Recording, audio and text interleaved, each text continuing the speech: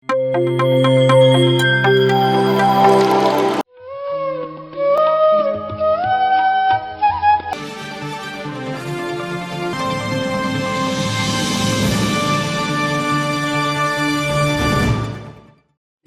ಕನ್ನಡ ಪ್ರತಿಕ್ಷಣ ಸತ್ಯದರ್ಶನ ಧ್ಯಾನ ವಿಹಾರಿ ವಾರ್ತೆಗಳಿಗೆ ಸ್ವಾಗತ. ಇಂದಿನ ಮುಖ್ಯಾಂಶಗಳು. ಬೆಳಗಾವಿ ಜಿಲ್ಲೆ ಅಥಣಿ ತಾಲೂಕಿನ ಸತ್ತಿ ಗ್ರಾಮದಲ್ಲಿ ಆಯೋಜಿಸಿದ್ದ ಧ್ಯಾನ ಅಭಿಯಾನ. ಕೂಡಲ ಸಂಗಮದಲ್ಲಿ ನಡೆಯುತ್ತಿರುವ ಕರ್ನಾಟಕ ಮಹಿಳಾ ಧ್ಯಾನ ಮಹಾಚಕ್ರ 2. ಶ್ರೀ ಮಲ್ಲಿಕಾರ್ಜುನ ಪಿರಮಿಡ್ ಆಧ್ಯಾತ್ಮಿಕ ಧ್ಯಾನ ಮಂದಿರದಲ್ಲಿ ನಡೆದ ಹುಣ್ಣಿಮೆ ಧ್ಯಾನ ಮತ್ತು ಸತ್ಸಂಗ. ಗೌರಿಬಿದನೂರಿನಲ್ಲಿ ಯಶಸ್ವಿಯಾಗಿ ಧ್ಯಾನ ಪ್ರಚಾರ ಮಾಡುತ್ತಿರುವ ಪಿರಮಿಡ್ ಮಾಸ್ಟರ್ಗಳು ವಿರೂಪಾಕ್ಷಪ್ಪ ಮತ್ತು ಶ್ರೀಮತಿ ನಾಗರತ್ನ ವಿರೂಪಾಕ್ಷಪ್ಪ.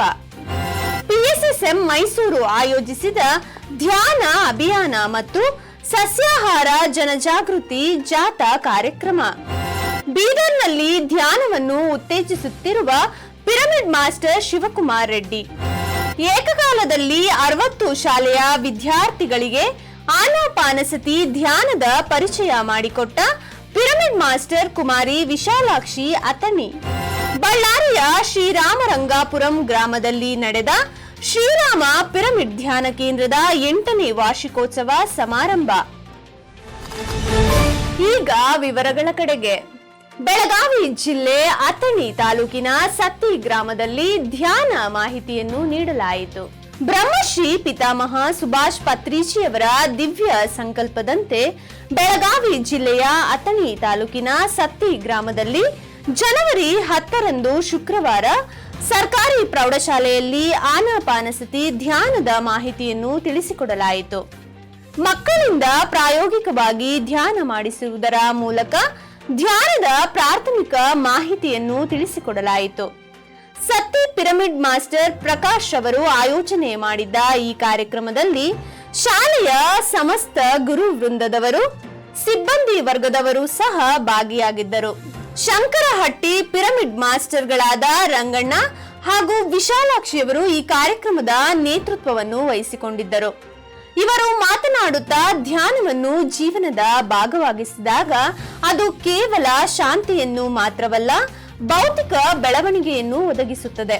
ಇದರಿಂದ ವಿದ್ಯಾರ್ಥಿಗಳ ಚಿಂತನಾ ಶಕ್ತಿಗಳು ಉತ್ಕೃಷ್ಟವಾಗುತ್ತವೆ, ಅವರು ಸುಸಂಸ್ಕೃತ ವ್ಯಕ್ತಿಯಾಗಿ ಬೆಳೆಯುತ್ತಾರೆ ಎಂದು ತಿಳಿಸುತ್ತಾ ಕೊನೆಯಲ್ಲಿ ಪಿಎಂಸಿ ಕನ್ನಡ ವಾಹಿನಿಯ ಮಾಹಿತಿಯನ್ನು ಪಿರಮಿಡ್ ಮಾಸ್ಟರ್ ರಂಗಣ್ಣ ಅವರು ನೀಡಿದರು.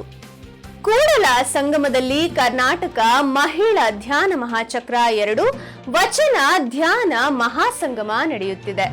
ಜನವರಿ 17ರಿಂದ 19ರವರೆಗೆ ಬಾಗಲಕೋಟೆ ಜಿಲ್ಲೆಯ ತ್ರಿವೇಣಿ ಸಂಗಮವಾದ ಕೂಡಲ ಸಂಗಮದ ಅನುಭವ ಮಂಟಪದಲ್ಲಿ ಕರ್ನಾಟಕ ಮಹಿಳಾ ಧ್ಯಾನ ಮಹಾಚಕ್ರ 2 ವಚನ ಧ್ಯಾನ ಮಹಾಸಂಗಮ ಕಾರ್ಯಕ್ರಮವನ್ನು ಹಮ್ಮಿಕೊಳ್ಳಲಾಗಿದೆ.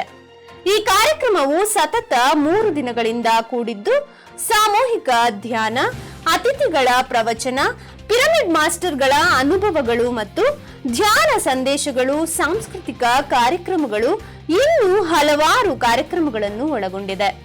ವಿಶ್ವ ಚೈತನ್ಯ ಕ್ವಾಂಟಮ್ ಫೌಂಡೇಶನ್ ಸಂಸ್ಥಾಪಕರಾದ ಪ್ರಕಾಶ್ ಬಾಬು ಮತ್ತು ಕರ್ನಾಟಕದ ಪಿರಮಿಡ್ ಮಾಸ್ಟರ್ಗಳ ನೇತೃತ್ವದಲ್ಲಿ ಕಾರ್ಯಕ್ರಮವನ್ನು ಆಯೋಜಿಸಿದ್ದು, ಕರ್ನಾಟಕ ಮಹಿಳಾ ಧ್ಯಾನ ಮಹಾಚಕ್ರ 2 ವಚನ ಧ್ಯಾನ ಮಹಾಸಂಗಮಕ್ಕೆ ಎಲ್ಲ ಪಿರಮಿಡ್ ಮಾಸ್ಟರ್ಗಳಿಗೆ ಆತ್ಮೀಯವಾದ ಆಹ್ವಾನವನ್ನು ನೀಡಿದ್ದಾರೆ.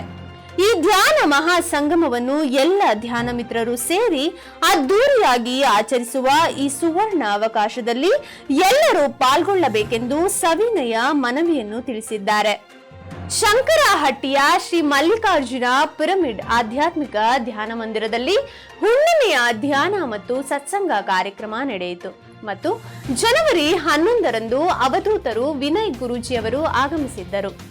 ಶ್ರೀ ಮಲ್ಲಿಕಾರ್ಜುನ ಪಿರಮಿಡ್ ಆಧ್ಯಾತ್ಮಿಕ ಧ್ಯಾನ ಮಂದಿರ ಶಂಕರಹಟ್ಟಿಯಲ್ಲಿ ಜನವರಿ 13ರಂದು ಹುಣ್ಣಿಮೆ ಧ್ಯಾನ ಹಾಗೂ ಸತ್ಸಂಗ ಕಾರ್ಯಕ್ರಮ ಸಂಭ್ರಮದಿಂದ ನಡೆಯಿತು. ಕಾರ್ಯಕ್ರಮದ ದಿವ್ಯ ಸಾನ್ನಿಧ್ಯವನ್ನು ಕಲ್ಯಾಣೇಶ್ವರ ಮಠ ಗುಣದಾಳದ ಶ್ರೀ ಮಠದ ಪರಮ ಪೂಜ್ಯ ಡಾಕ್ಟರ್ ವಿವೇಕಾನಂದ ದೇವರು ವಹಿಸಿದ್ದರು. ಧ್ಯಾನದ ಕುರಿತಾದ ಹಲವಾರು ಮಾಹಿತಿಗಳನ್ನು ಪ್ರಾಯೋಗಿಕವಾಗಿ ತಿಳಿಸುವುದರ ಮೂಲಕ ತಮ್ಮ ಧ್ಯಾನದ ಅನುಭವಗಳನ್ನು ಸಹ ಹಂಚಿಕೊಂಡರು. ಸ್ವಸ್ಥ ಸಮಾಜಕ್ಕಾಗಿ ಮಕ್ಕಳಿಗೆ ಧ್ಯಾನ ಅಭ್ಯಾಸ ಮಾಡಿಸಿ ಎಂದು ಸಂದೇಶ ನೀಡಿದರು.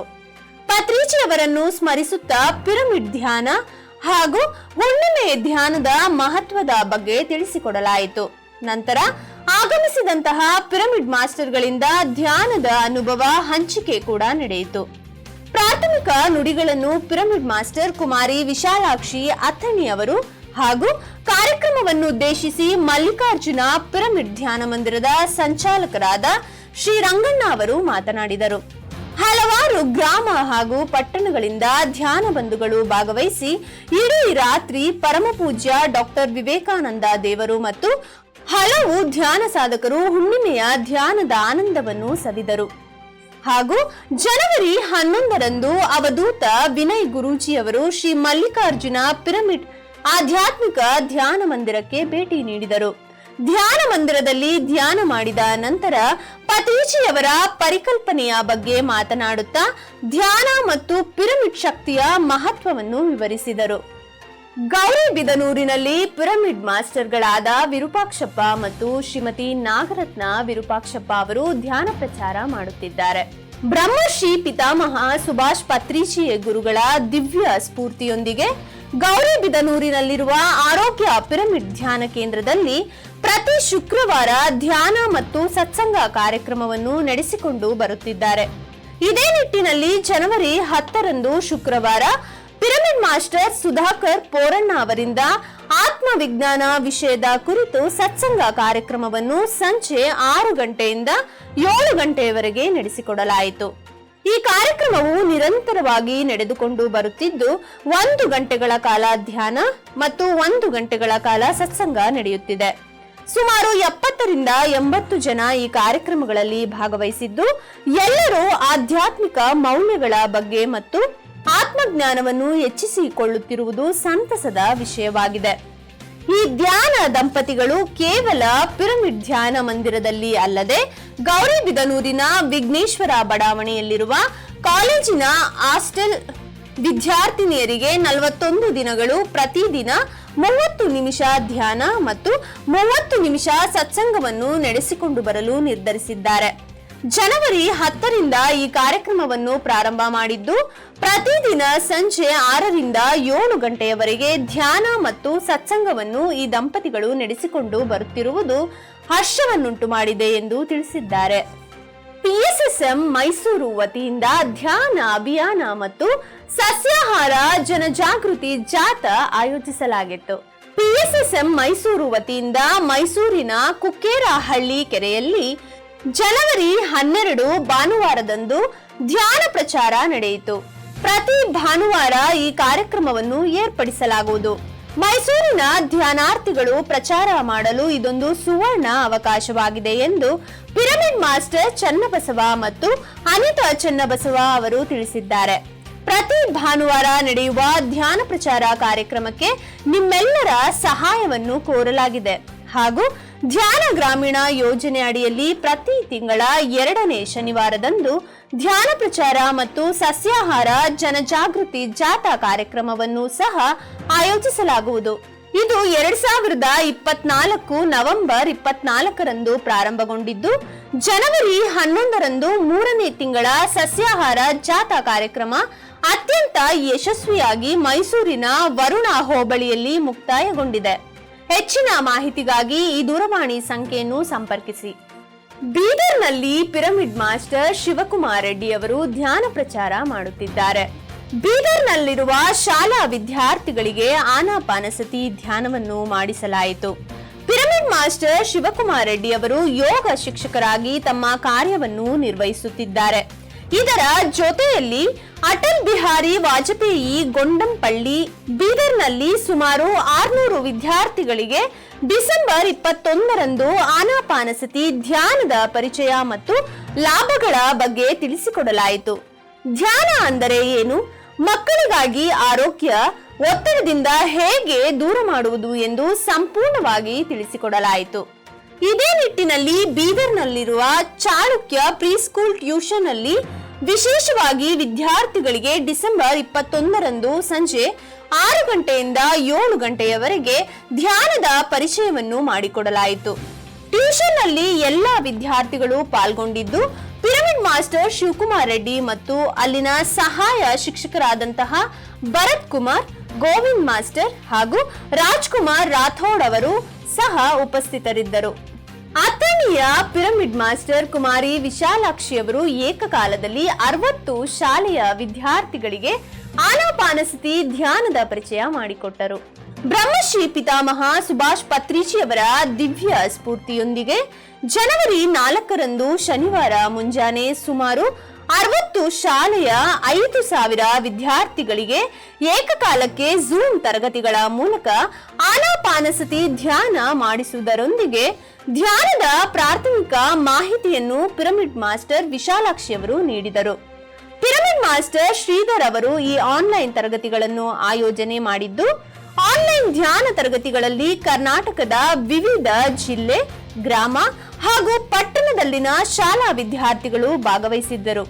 ವಿದ್ಯಾರ್ಥಿ ಜೀವನದಲ್ಲಿ ಧ್ಯಾನವನ್ನು ಅಳವಡಿಸಿಕೊಂಡರೆ ಅದು ಕೇವಲ ಶಿಕ್ಷಣದಲ್ಲಷ್ಟೇ ಅಲ್ಲ, ಇಡೀ ಜೀವನದಲ್ಲಿ ಯಶಸ್ಸು ಸಾಧಿಸಲು ಸಹಾಯ ಮಾಡುತ್ತದೆ ಎಂದು ತಿಳಿಸಲಾಯಿತು. ಬಳ್ಳಾರಿ ಜಿಲ್ಲೆಯ ಶ್ರೀರಾಮರಂಗಾಪುರಂನಲ್ಲಿ ಶ್ರೀರಾಮ ಪಿರಮಿಡ್ ಧ್ಯಾನ ಕೇಂದ್ರದ 8ನೇ ವಾರ್ಷಿಕೋತ್ಸವ ಸಮಾರಂಭ ನಡೆಯಿತು.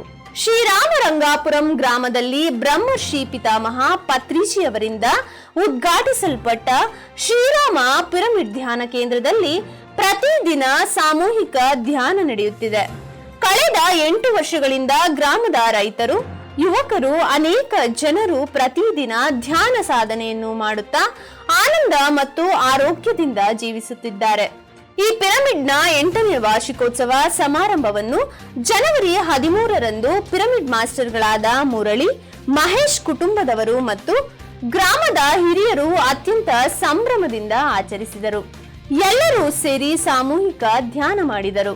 ಕಾರ್ಯಕ್ರಮದ ಮುಖ್ಯ ಅತಿಥಿಗಳಾಗಿ ಲಿಂಗನಗೌಡ ಅವರು ಆಗಮಿಸಿ ಧ್ಯಾನ, ಸಸ್ಯಾಹಾರ, ಪಿರಮಿಡ್ ಶಕ್ತಿಯ ಮಹತ್ವವನ್ನು ತಮ್ಮ ಸ್ವ ಅನುಭವದ ಮೂಲಕ ವಿವರಿಸಿದರು. ಇಲ್ಲಿಗೆ ಧ್ಯಾನ ವಿಹಾರಿ ವಾರ್ತೆ ಮುಕ್ತಾಯವಾಯಿತು. ಮುಂದಿನ ಧ್ಯಾನ ವಿಹಾರಿಯಲ್ಲಿ ಪುನಃ ಭೇಟಿಯಾಗೋಣ. ಎಲ್ಲರಿಗೂ ವಂದನೆಗಳು.